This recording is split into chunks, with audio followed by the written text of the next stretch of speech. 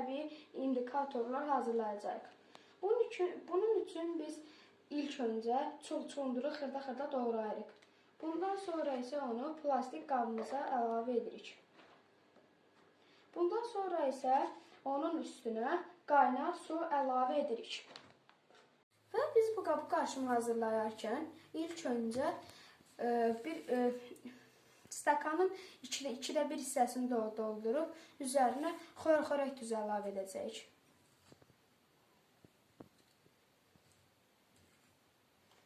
Xörək duzunu əlavə etdikdən sonra isə qatışdırırıq.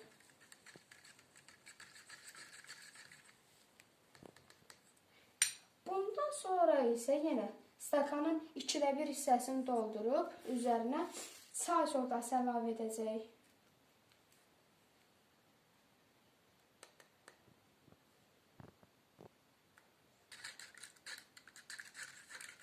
Və qatışdırırıq.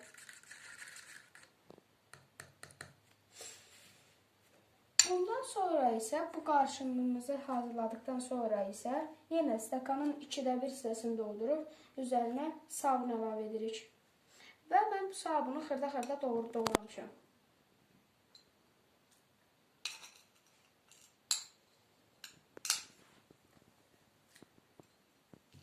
Və qatışdırırıq.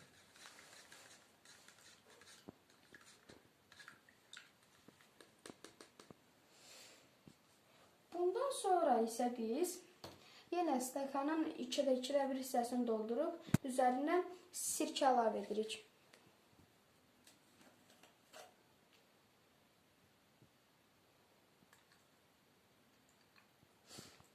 Sirkəni əlavə etdikdən sonra isə qatışdırırıq.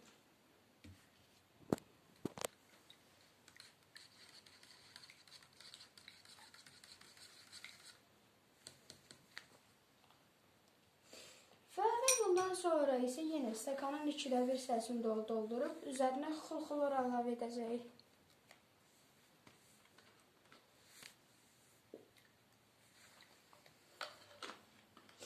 Xlorumuzu əlavə etdikdən sonra isə qatışdırırıq.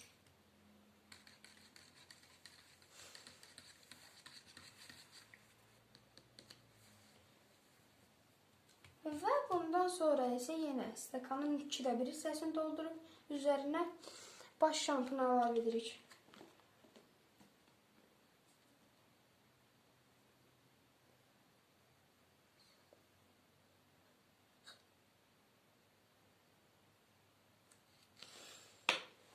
Baş şampununu əlavə etdikdən sonra isə qatışdırırıq. Qatışdırdıqdan sonra isə yenə stakanın 2/1 hissəsini doldurub üzərinə qab şampunu əlavə edirik.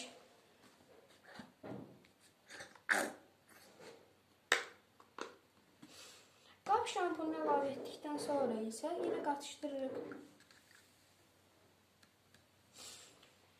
Bunu qatışdırdıqdan sonra isə yenə distilləli su hazırlayırıq. Amma mən distilləli sulu öncədən hazırlamışam. Bundan sonra isə biz gördüyünüz kimi çulundurun suyu çıxmışdır. Və o çulundurun suyunu biz dayaz stakana tökəcəyik. Və biz çulundurun suyunu çıxmasını gözləyirik. Və bundan sonra isə onu stakana əlavə edirik.